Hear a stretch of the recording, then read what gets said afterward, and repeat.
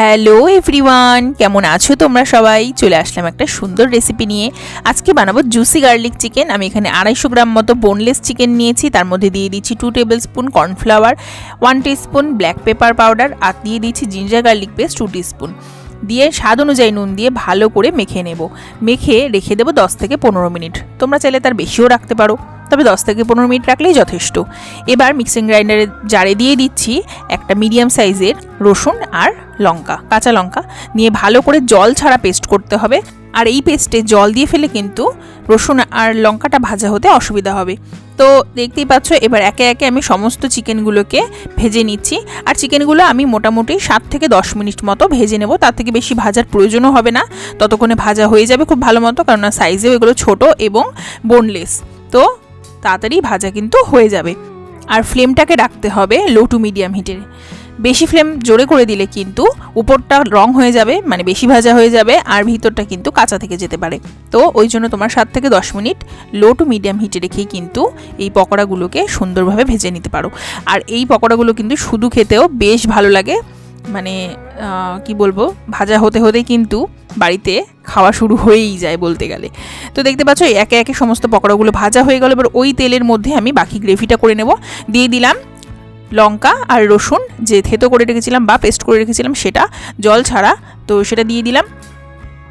এবার এটাকে ভেজে নেব গোল্ডেন হওয়া পর্যন্ত। গোল্ডেন হওয়ার বেশি ভাজবো না, বেশি ব্রাউন করে ভাজবো না, গোল্ডেন হওয়া পর্যন্তই ভাজতে হবে। আর তোমাদের বলেছিলাম যে পেস্টটায় কোনো জল ব্যবহার করব না, জল ছাড়া পেস্টটাকে করে নিতে হবে, এই কারণেই যাতে রসুন আর লঙ্কাটা ভালোভাবে ভাজা হওয়া যায়। ভাজা করা যাওয়ার জন্যই কিন্তু আমি জলটা দিতে না করেছিলাম। তো দেখতে পাচ্ছ গোল্ডেন কালার চলে এসছে, আর এর থেকে বেশি ভাজার প্রয়োজন হবে না। এবার আমরা দিয়ে দেব পরিমাণ অনুযায়ী জল। তোমরা যতটা গ্রেভি করতে চাও সেই অনুযায়ী জল দিও। আমি এখানে গ্রেভি বানাবো আজকে, তো সেই জন্য জলের পরিমাণটা বেশি ছিল। 1 কাপ জল ছিল, বড় কাপের 1 কাপ।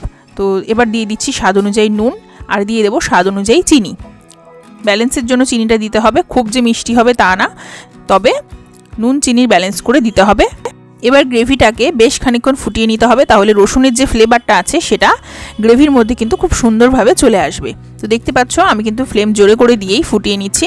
এবার দিয়ে দেবো চিলি ফ্লেক্স। তোমাদের কাছে যদি চিলি ফ্লেক্স না থাকে সেক্ষেত্রে তোমরা কাঁচা লঙ্কা পেস্টের সময়তেই বেশি করে দিয়ে করতে পারো, তাতে কোনো সমস্যা হবে না। আমি চিলি ফ্লেক্স দিয়েছিলাম একটা আলাদা সুন্দর ফ্লেভারের জন্য।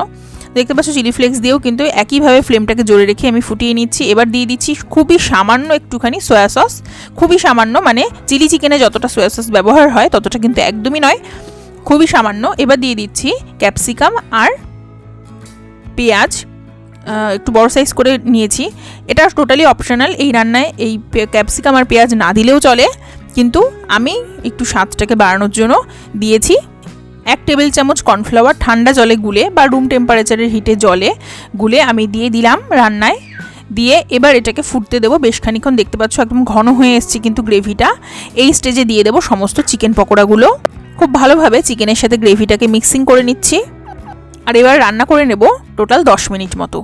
আমি ফ্লেমটাকে হাইয়ে রেখেই রান্নাটা করেছি, কেননা গ্রেভিটাকে একটু ঘন করার জন্য আমি এটা করেছিলাম। এই দেখো তৈরি কিন্তু হয়ে গেছে আমাদের রান্নাটা। এবার নামিয়ে নিচ্ছি একটা সুন্দর পাত্রে, আমি সার্ভ করব। আর তোমরা যদি গ্রেভি কম খেতে চাও সেক্ষেত্রে প্রথমেই জলটা কম দিও। আর তোমরা যদি গ্রেভি এরকম যেরকম বানিয়েছি সেরকম খেতে চাও সেক্ষেত্রে এরকম পরিমাণ জল দিও। তো কেমন লাগলো জানিও, বাড়িতে অবশ্যই ট্রাই করো। সবাই ভালো থেকো, সুস্থ থেকো, চ্যানেলটা অবশ্যই সাবস্ক্রাইব করো। টাটা।